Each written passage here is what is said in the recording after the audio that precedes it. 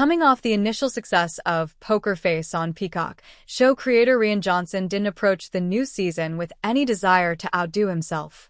Instead, the goal was to do what we already did in Season 1 and just do more of it.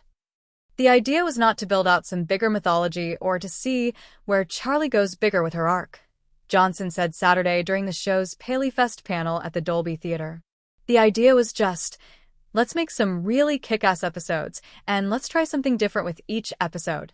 So, every time the credits come up at the beginning, the viewer doesn't know what they're going to get. Season 2 kicks off with the human lie detector Charlie, Natasha Lyonne, once again on the run from Beatrix Hasp, Rhea Perlman.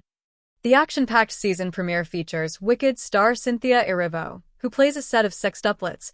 We had a 10-day schedule to shoot that, which is a very fast schedule for the amount of script it was, Johnson said.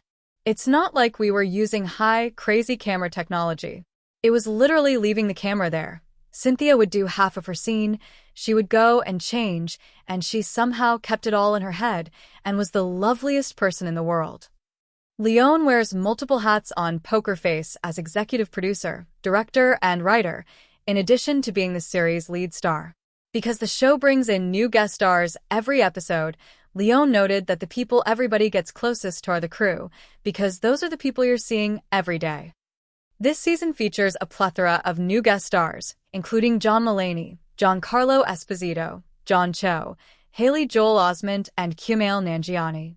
Nanjiani teased that the character he plays, Gator Joe, is an alligator-loving cop in the Florida Panhandle with frosted hair. He noted that Lyonne approached him for the role just 6 days before shooting and did quick work with dialect coach Liz Himmelstein. Nanjiani joked that if he wasn't able to pull off the accent in time, he would just speak like a Pakistani guy who's been in America for 20 years. As soon as I started working on it, it was just too fun and too exciting to not fully commit to it, he added. It's set over a few years with a baby alligator who grows up to a full-size alligator over the course of the episode. So I got to work with the best in the biz, like these folks who are absolutely amazing, and also these giant alligator animatronics. As Nanjiani jumped into the role, he started having weird dreams revolving alligators. I wanted to have a real connection with this alligator and, like robots, I think alligators are terrifying and hideous. So I was like, I don't know how I'm going to do it, Nanjiani said. I had this dream that we had this kid, and the kid was this hideous mixture of my cat and an alligator. I remember looking at it in the dream and feeling such love for it. I swear.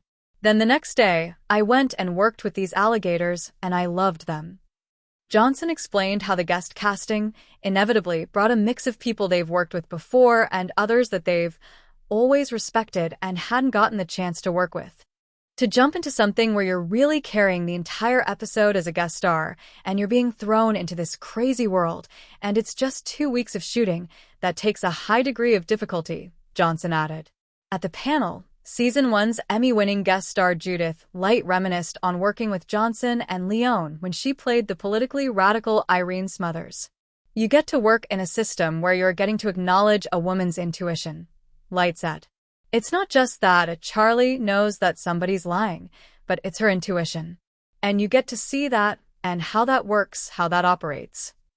Season 2 also marks a But I'm a Cheerleader reunion with Lyonne, guest star Melanie Lynskey and director Clea Duvall, who previously guest starred as Charlie's estranged sister in the Season 1 finale.